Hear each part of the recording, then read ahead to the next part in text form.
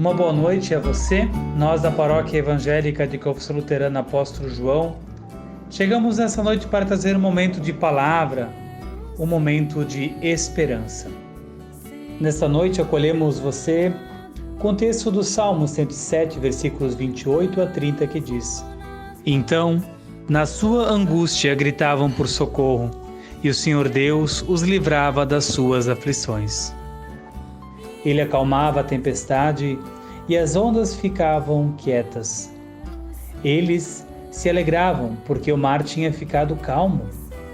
E assim Deus os levava em segurança para o porto desejado. Meus queridos e minhas queridas, no momento de esperança da semana passada, nós conversamos sobre as perguntas que são feitas sobre a existência de Deus em tempos de tempestade e de sofrimento.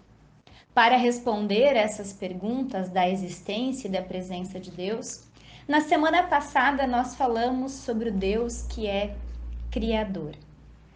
Nessa semana, nós queremos falar sobre o Deus que é bom. O Salmo 107, ele é um louvor à bondade de Deus.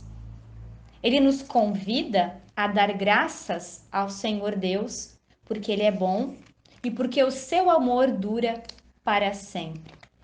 O Deus que nós acreditamos é bom, tem um amor que dura para sempre. E é por causa do seu amor e da sua bondade que Ele nos criou para que nós vivêssemos em comunhão com Ele, uns com os outros, umas com as outras e com toda a criação. Porém, nós, como seres humanos, somos seres humanos imperfeitos e pecadores. E esse pecado nos afasta de Deus. Deus é a fonte de vida. Se nós nos afastamos de Deus, que é a fonte de vida, de esperança e de cuidado, nós acabamos passando por momentos de sofrimento, de dificuldade, de tempestade e de dilúvio. E ao falar em dilúvio, me lembrei de um texto bíblico de Gênesis, os capítulos 6 a 9, onde nós temos contada essa experiência de que o povo passa por um momento de dilúvio justamente porque Deus se cansa do pecado e da maldade humana. Mas para contar o texto bíblico de Gênesis, capítulo 6, versículos 9, quero então de novo utilizar o livro Perguntaram-me se acredito em Deus, de Rubem Alves, onde o mestre Benjamin conta sobre o dilúvio de uma forma poética e especial, pensando nas crianças. A tempestade tinha assustado a todos. Chuvas eram raras e quando vinham eram mansas. Mas naquele dia as águas caíram pesadas. As crianças ficaram com medo. Começaram a imaginar uma chuva que não teria fim. Uma chuva que se caísse sempre, encheria os vales e cobriria as tendas e as árvores. Uma chuva que traria a morte para seres humanos e animais. Foram à tenda de mestre Benjamim e lhe contaram seus medos. E ficaram a olhar dentro dos seus olhos, já enrugados nos cantos pela idade. A longa cabeleira branca caindo sobre os seus ombros. E foi esta história que ele lhes contou. Aconteceu sim, faz muitos e muitos anos. Deus estava triste, muito triste com a maldade da humanidade. Ao criar o mundo, ele imaginara que os seres humanos seriam felizes. Tantas eram as coisas bonitas que havia. O mundo era um jardim cheio de árvores, frutos, riachos, bichos amigos. Sendo felizes, teriam de ser bons. Mas eles não ficaram bons, ficaram maus. E por causa da maldade, de onde ela teria vindo?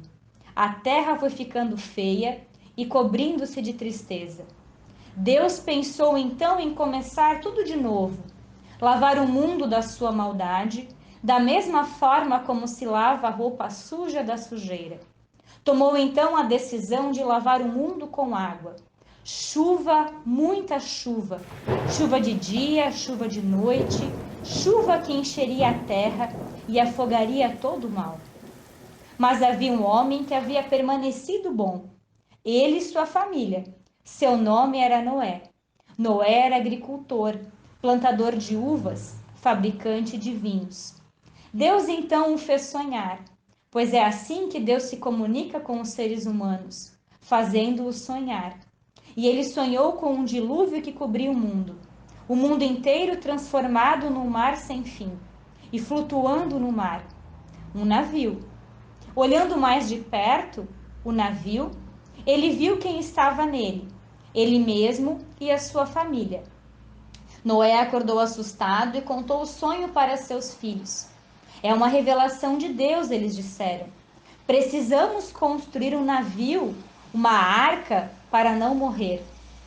Ato contínuo, buscaram madeiras, tomaram ferramentas, serrotes, martelos, pregos e puseram-se a construir um navio que se chamava arca.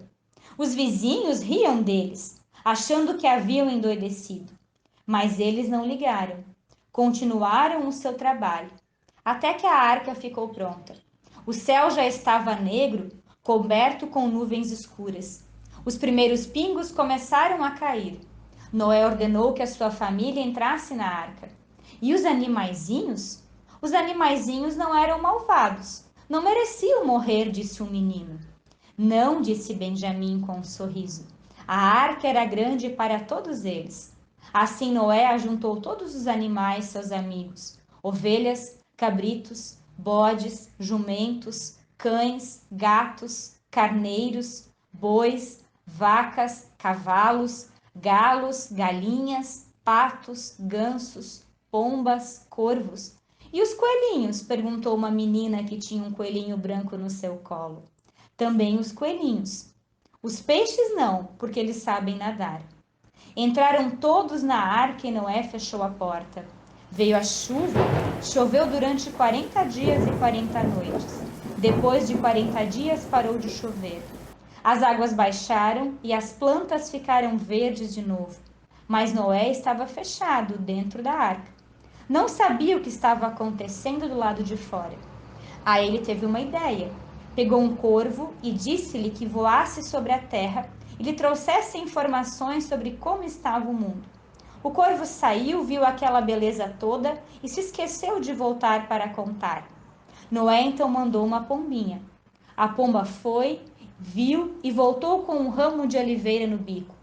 Noé compreendeu. O ramo de oliveira estava dizendo: está tudo em paz. Desde então, as pombas passaram a ser o símbolo da paz. Mas, e se Deus resolver mandar outro dilúvio? Perguntou o menino. Benjamim tomou as crianças e as levou para fora da sua tenda. Havia um enorme arco-íris no céu. Estão vendo o arco-íris com 7 cores? Quando o dilúvio acabou, Deus pensou: agora os seres humanos vão ficar com medo de um outro dilúvio. Preciso dizer a eles que nunca mais um dilúvio destruirá a terra. Darei ordens ao sol para que ele faça passar a sua luz pela água da chuva e faça um vitral de 7 cores, o arco-íris. Será a minha assinatura nos céus, como garantia da minha promessa. Ao final da história, as crianças sorriram, saíram para fora da tenda de Benjamim e começaram a brincar.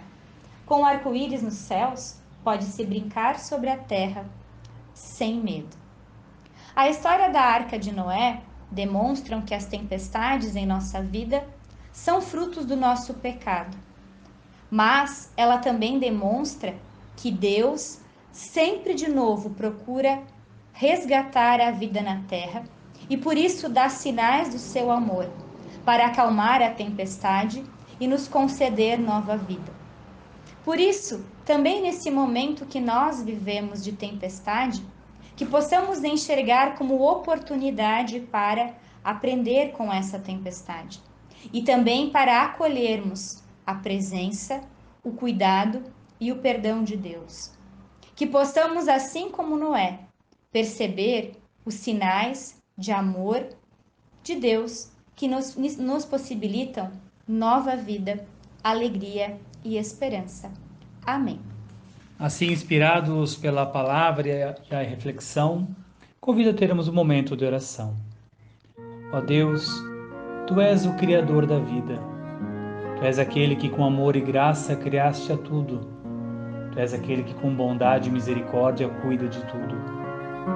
Por isso, ó Deus, nós confiamos no Teu amor, assim como o salmista que diz: O Senhor Deus é minha luz, é a minha salvação. De quem terei medo? Ó Senhor, me livra de todo perigo, não ficarei com medo de ninguém. Nessa confiança, ó Deus, que Tu caminhas conosco, nos protege, nos fortalece com a Tua bondade. Pedimos, continua conosco, nos fortalecendo, permitindo que possamos ver o raiar de um novo dia, a alegria de um arco-íris, para que possamos continuar lembrando do Teu amor, da Tua aliança e da Tua misericórdia conosco. Permite, ó Deus, que Teu Santo Espírito nos fortaleça e nos acalme nesta noite. Por Cristo Jesus é que nós oramos. Amém. Assim queremos terminar essa noite sobre a bênção de Deus.